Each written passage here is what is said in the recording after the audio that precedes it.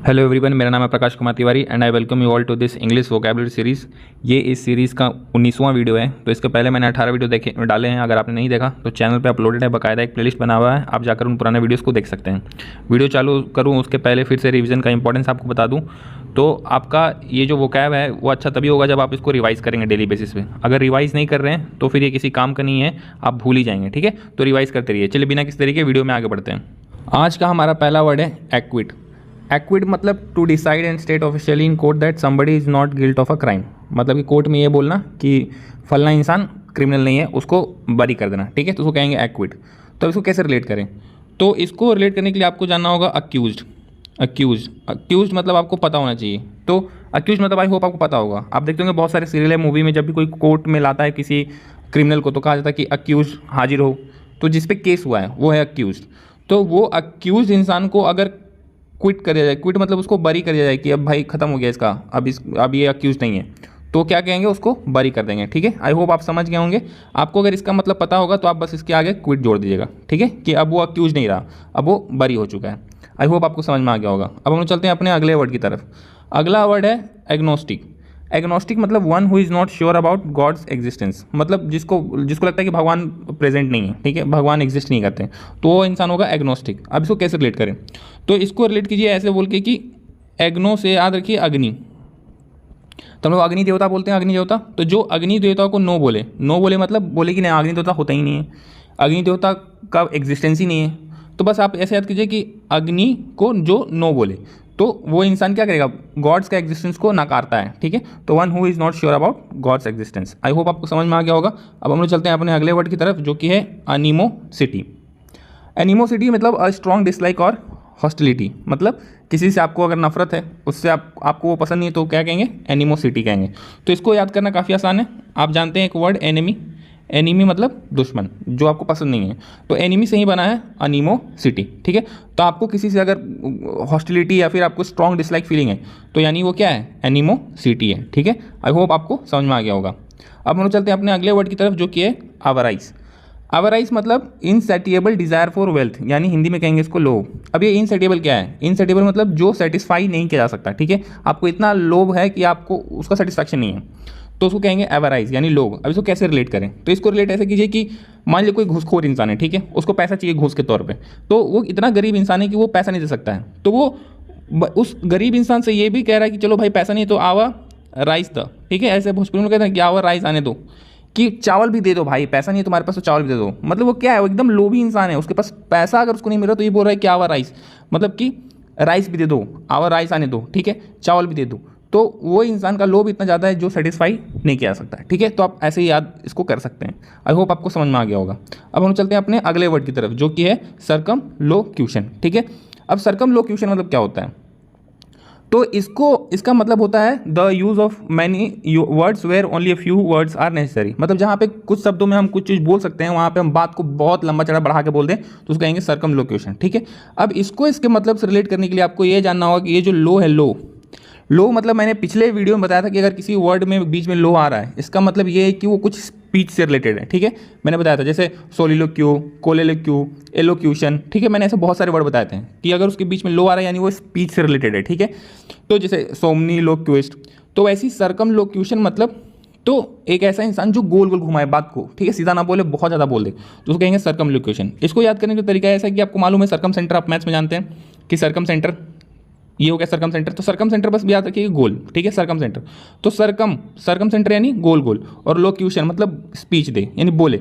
मतलब एक बात जो डायरेक्ट हम बोल सकते हैं उसके लिए वो घुमा फिर आगे पूरा बोले, उसको कहेंगे सर्कमलोक्यूशन। ठीक है, तो इसके लिए बस आपको यह याद रखना है कि लो क्या होता है। पिछले वीडियो में मैंने इसको बताया था, बहुत सारे वर्ड बताए थे जो कि लो, जिसमें लो था और उसके मतलब बताए थे। ठीक है, आप देख सकते हैं। आई होप आपको समझ में आ गया होगा। एक बार जल्दी से रिवाइज कर लेते हैं इन 5 वर्ड्स को। तो हमने देखा पहला वर्ड एक्विट। एक्विट मतलब अक्यूज इंसान को क्विट कर मतलब बरी दे देना। ठीक है, कि अब वो अक्यूज नहीं है, उसको बाइज्जत बरी कर दिया गया। ठीक है, फिर हमने देखा एग्नोस्टिक मतलब जो अग्निदेव को नो बोले। मतलब तो अगर एनिमी आपको दिमाग में रहेगा तो आप एनिमोसिटी बनाएंगे, a strong dislike and hostility. फिर हम देखा आवाराइस यानी एक लोभी इंसान, उसको पैसा चाहिए था, पैसा बेचारे के पास नहीं है, गरीब के पास, तो बोला कि राइस ही लेते आओ भाई। तो ऐसे आप इसको रिलेट कर सकते हैं। फिर हमने देखा सर्कमलोक्यूशन, तो इसमें लो मतलब स्पीच और सर्कम मतलब आपको मालूम है सर्कम सेंटर यानी बात को गोल गोल घुमा के बोलना, सीधा नहीं बोलना। तो जहाँ पे कम शब्दों में हम लोग कुछ बोल सकते हैं, वहाँ पे अगर बहुत सारे शब्दों का हम लोग इस्तेमाल करेंगे तो कहेंगे सर्कमलोक्यूशन। ठीक है, आई होप आपको समझ में आ गया होगा। अब हम लोग चलते हैं अपने अगले वर्ड्स की तरफ। हमारा अगला वर्ड है डेरेलिक्ट। डेरेलिक्ट मतलब a person without a home, a job और अ प्रॉपर्टी। तो ऐसा इंसान जिसके पास घर नहीं है, जॉब नहीं है, प्रॉपर्टी नहीं है, उसको कहेंगे डेरेलिक्ट। अब इसको कैसे रिलेट करें? तो इसको रिलेट करने के लिए आपको ये जानना होगा कि आपने वर्ड सुना होगा डेरा। डेरा, डेरा मतलब घर, ठीक है, डेरा डाल देना, तो डेरा। और यहाँ पे आपने वर्ड सुना होगा हिंदी में रिक्त। रिक्त मतलब खाली स्थान, मतलब खाली है जो। तो अगर कोई ऐसा इंसान जिसका डेरा, यहाँ देखिए डेरे, डेरा, और लिक्ट, लिक्ट को आप रिक्त पढ़िए, तो जिसका डेरा रिक्त है, डेरा यानी घर खाली है, वो इंसान क्या होगा? उसके पास तो घर ही नहीं होगा, उसके पास जॉब नहीं होगा, प्रॉपर्टी नहीं होगा। ठीक है, तो आप ऐसे याद कर सकते हैं डेरा रिक्त यानी डेरे लिक्ट। ठीक है, आप इसको ऐसे रिलेट कर सकते हैं। आई होप आपको समझ में आ गया होगा। अब हम लोग चलते हैं अपने अगले वर्ड की तरफ जो कि है डर्ज। डर्ज मतलब a song sung in the past और at a funeral for a dead person, यानी शोक गीत। तो अगर आप शोक के समय को जो गाना गाया जा रहा है उसको कहेंगे डर्ज। अब इसको कैसे रिलेट करें?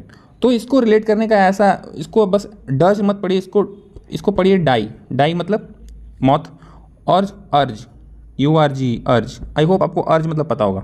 अर्ज मतलब कि किसी से विनती करना। ठीक है, तो कोई इंसान जो मर गया है उसके सामने आप विनती कर रहे हैं या फिर उसके लिए कुछ गाना गा रहे हैं, डाई अर्ज मतलब, तो इसको डर्ज पढ़ेंगे। तो यानी जो डेड पर्सन है उसके सामने आप विनती का गाना गा रहे हैं, यानी आप क्या कर रहे हैं? शोक गीत गा रहे हैं। ठीक है, आई होप आपको समझ में आ गया होगा। आप इसको बार बार रिवाइज करेंगे, बार बार देखेंगे तो आपके दिमाग में ये बैठ जाएगा। ठीक है, अब हम चलते हैं अपने अगले वर्ड की तरफ जो कि है ईव्सड्रॉपर। ठीक है, ईव्सड्रॉपर इसका मतलब होता है one who listen secretly to private conversation, मतलब कि जो छुप कर बातों को सुने उसको कहेंगे ईव्सड्रॉपर। अब इसको कैसे रिलेट करें? तो इसको रिलेट करना काफ़ी आसान है। ईव्स को आप बस याद ऐसे कर लिए कि ये ईयर्स हैं, ईयर्स। ठीक है, ईयर्स, और ये ड्रॉपर। ठीक है, तो ऐसा इंसान जो अपना कान कहीं ड्रॉप कर दे, उसको मालूम है कि यहाँ से कुछ सुनाई देगा, तो पीछे से जाके अपना कान वहाँ पे ड्रॉप करके आ गया। इसका मतलब क्या हुआ कि वो जनरली सुनना चाहता है प्राइवेट कन्वर्सेशन को। ठीक है, आई होप आपको समझ में आ गया होगा। तो ईव्स ड्रॉपर को आप याद कीजिएगा ईयर्स ड्रॉपर। ठीक है, मतलब अपना कान कहीं छोड़ के आ जा रहा है ताकि वो सुन सके इन बातों को। ठीक है, आई होप आपको समझ में आ गया होगा। अब हम लोग चलते हैं अपने अगले वर्ड की तरफ जो कि है एटिमोलॉजी। एटिमोलॉजी मतलब होता है the study of the origin and history of words, मतलब शब्द कैसे बने, उनका हिस्ट्री क्या था, वो कैसे ओरिजिनेट हुए, इन सब की पढ़ाई को कहते हैं एटिमोलॉजी। अब इसको कैसे रिलेट करें? तो इसको रिलेट करने का तरीका है कि आप ऐसे इसको पढ़िए कि ई, पहले इसको तोड़ दीजिए ई, तो ई एक अल्फ़ाबेट है। अब यहाँ पे पढ़िए ऐसे TYM यानी टाइम। ठीक है, तो ई टाइम के साथ कैसे बदला और ई से अलग अलग शब्द बने। अगर आप इसका पढ़ाई कर रहे हैं तो आप क्या पढ़ रहे हैं? आप एटिमोलॉजी पढ़ रहे हैं। ठीक है, बस ऐसे पढ़िए कि ई जो अल्फ़ाबेट है वो टाइम के साथ कैसे बदला और ई से कैसे कैसे वर्ड्स बने। अगर आप इसकी पढ़ाई कर रहे हैं तो आप एटिमोलॉजी पढ़ रहे हैं, यानी आप हिस्ट्री ऑफ वर्ड्स पढ़ रहे हैं। ठीक है, आप याद रखिएगा कि एंटोमोलॉजी भी एक चीज़ होता है जिसमें आप इंसेक्ट्स के बारे में पढ़ते हैं। ठीक है, तो आप कंफ्यूज मत कीजिएगा क्योंकि ये जो स्टडी वाले जितने भी वर्ड्स हैं ये एक जैसे साउंड करते हैं। ठीक है, तो आप इसको बार बार रिवाइज करेंगे, इसको अच्छे से देखेंगे तो आपके दिमाग में अच्छे से बैठ जाएगा। ठीक है, अब हम चलते हैं अपने अगले वर्ड्स की तरफ जो कि है यूफेमिज्म। यूफेमिज्म मतलब होता है substitution for a mild for a very blunt expression, मतलब कोई कठोर बात को आपको किसी को कहना हो लेकिन आप उसको कठोरता के साथ नहीं कहना चाहते हैं, आप ऐसे कहना चाहते हैं कि उसको बेचारे को बुरा ना लगे। तो आप अगर कुछ कोमल वर्ड्स का इस्तेमाल कर रहे हैं, यानी ऐसे वर्ड्स का इस्तेमाल करें जिससे उसे बुरा ना लगे, कोई कठोर बात बताने के लिए, तो उसको कहेंगे यूफेमिज्म। ठीक है, यूफेमिज्म। अब इसको कैसे रिलेट करें इसके मतलब से? तो इसको रिलेट करने के लिए आपको याद करना होगा ये वर्ड यू। तो जनरली अगर किसी वर्ड के पहले यू लगा हुआ है, जनरली बहुत सारे वर्ड्स ऐसे हैं जिनके पहले यू लगा हुआ है। ठीक है, मैं फिर से बोल रहा हूँ जनरली, ऐसा रूल नहीं है। तो वो जनरली वो वर्ड्स का मतलब जनरली किससे रिलेटेड होता है? वो डेथ से रिलेटेड होता है। जैसे आपने देखा होगा यूलॉजी। यूलॉजी एक वर्ड है जिसका मतलब है कि अगर कोई इंसान मर जाता है तो उसके बाद आप उसके प्रशंसा में जो बात बोलते हैं तो उसको कहते हैं यूलॉजी।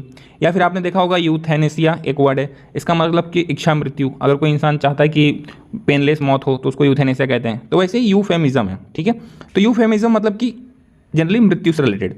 तो यू मतलब किसी का मृत्यु हो गया, और ये फेमिज्म है, फेमिज्म। तो इसको फेमिज्म को आप ऐसे कीजिए फेर। ठीक है, फेर बदल। तो आप अगर किसी का मौत हो गया हो, आप बताना चाहते हैं किसी को, उसके घर वालों को, तो आप यूफेमिज्म मौत का बाद थोड़ा फेर बदल करके बोलेंगे। ठीक है, फेर बदल, ऐसे डायरेक्ट नहीं बोलेंगे कि उसका मौत हो गया। ठीक है, थोड़ा फेर बदल करके बोलते हैं पलट के बात को। तो जनरली क्या कर रहे हैं, आप उसको एक बहुत ही कठोर बात बड़े आराम तरीके से बताने की कोशिश कर रहे हैं। ठीक है, आई होप आपको समझ में आ गया होगा। आप इसको बार बार देखेंगे, बार बार इस बात को रिवाइज करेंगे तो आपके दिमाग में अच्छे से बैठ जाएगा। ठीक है, तो जल्दी से एक बार रिवाइज कर लेते हैं उन 5 वर्ड्स को जो हमने अभी तक देखा था। तो हमने देखा डेरेलिक्ट, डेरेलिक्ट मतलब डेरा जिसका रिक्त है, खाली है, यानी उस इंसान के पास घर नहीं है, जॉब नहीं है, प्रॉपर्टी नहीं है। फिर हमने देखा डर्ज, डर्ज को हमने देखा डाई अर्ज, यानी कोई इंसान जो मर गया उसके सामने आप अर्ज कर रहे हैं, विनती कर रहे हैं, यानी आप क्या कर रहे हैं, शोक गीत गा रहे हैं, ठीक है।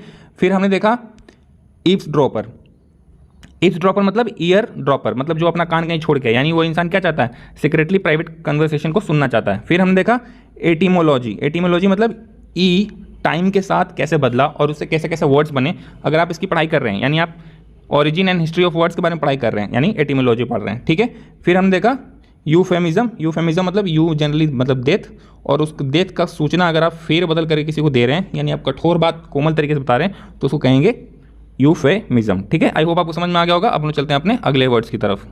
हमारा अगला वर्ड है एक्सपिएट। एक्सपिएट मतलब होता है to make atonement for one sins, मतलब प्रायश्चित करना, ठीक है। अपने पूरा पाप को अगर आप मान लेते हैं और आप उसको प्रायश्चित करते हैं तो यानी आप एक्सपिएट कर रहे हैं, ठीक है। अब इसको कैसे रिलेट करें, तो इसको रिलेट करने के लिए आप बस ऐसे याद कीजिए कि एक्स है, एक्स यानी एक्स पुराना कोई रिलेशनशिप में आप होंगे तो उसको कहेंगे एक्स, उसके साथ आप कहीं गए और आपने कुछ पिया तो एक्स पी, और आपने कुछ खाया यानी एट, ठीक है। तो आपको लगा कि भाई मैंने कुछ पाप किया है, अब चलो उसको प्रायश्चित करने का तरीका कुछ करते हैं, तो आप गए उससे मिले, एक्स के साथ मिले और उसके साथ कुछ खाना पीना खाएं और आप ही बिल दिए, चलिए अच्छा दिन गुजरा। तो आप अगर ऐसे कर रहे हैं, एक्स के साथ पी रहे हैं, खा रहे हैं ताकि बुरा ना लगे, तो जो पाप किया आपने क्या किया, उसका प्रायश्चित कर लिया, ठीक है। तो एक्सपिएट, बस आप इसको जैसे तैसे आप इसको दिमाग में रख लीजिए, आपको बस मतलब है कि आपको मीनिंग याद होना चाहिए, तो आपको याद हो जाएगा, ठीक है। अब हम लोग चलते हैं अपने अगले वर्ड की तरफ जो कि है गवर्नमेंट। तो गवर्नमेंट मतलब होता है कॉनोइजर ऑफ फूड, मतलब एक ऐसा इंसान जिसको खाने की परख हो, ठीक है। अब कॉनोइजर मतलब पारखी होता है, ठीक है, जो परखे किसी चीज़ को। तो इसको भी मैंने पुराने वीडियो में बताया कि आप इसको कैसे, इसके मतलब वो कैसे रिलेट करेंगे, ठीक है। कौन असुर है, कौन अच्छा इंसान है, वो कौन बताता है, कॉनोइजर बताता है, यानी पारखी इंसान बताता है, ठीक है। तो गवर्नमेंट मतलब कॉनोइजर ऑफ फूड, मतलब जो खाने का पारखी हो, जिसको पता हो कि खाना का स्वाद कौन सा अच्छा है कौन सा खराब है, उसको कहेंगे गवर्नमेंट। अब इसको कैसे रिलेट करें, तो एक ऐसा इंसान जो कुछ खाए और ये बताए कि वो इंसान, वो जो खाना खाया वो गोबर जैसा लग रहा है, गोबर यानी जिसका टेस्ट खराब है, या फिर मीट जैसा टेस्ट आ रहा है, मीट यानी जो मान लीजिए कि ये बहुत टेस्टी चीज़ है, ठीक है।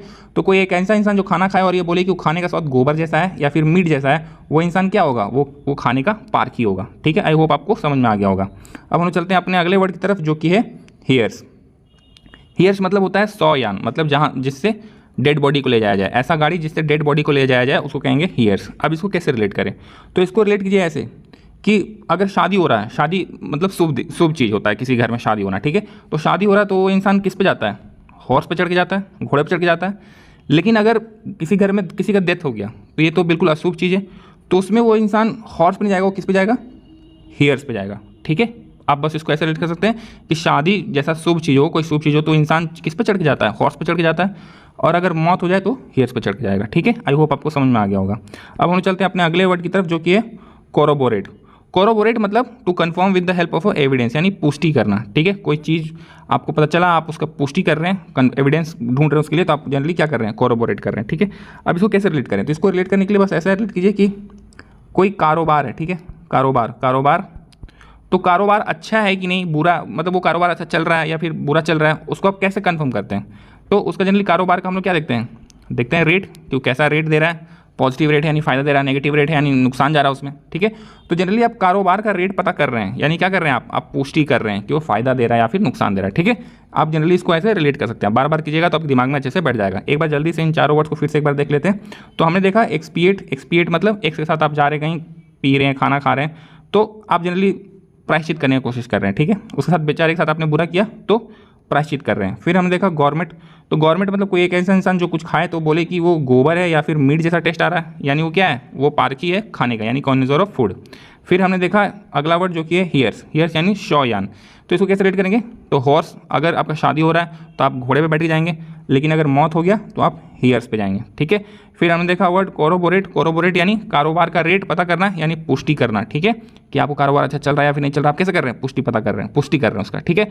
आई होप आपको समझ में आ गया होगा। आज का दिन ये पे खत्म होता है। अगर आपको ये वीडियो अच्छा लगा हो या फिर लगा हो कि आपका ये वीडियो किसी प्रकार से हेल्प कर सकता है तो इस वीडियो को लाइक करें, ठीक है। अभी तक चैनल को सब्सक्राइब नहीं किया तो चैनल को सब्सक्राइब भी कर सकते हैं, अपने दोस्तों के बीच इस वीडियो को शेयर भी कर सकते हैं। Thank you for watching the video.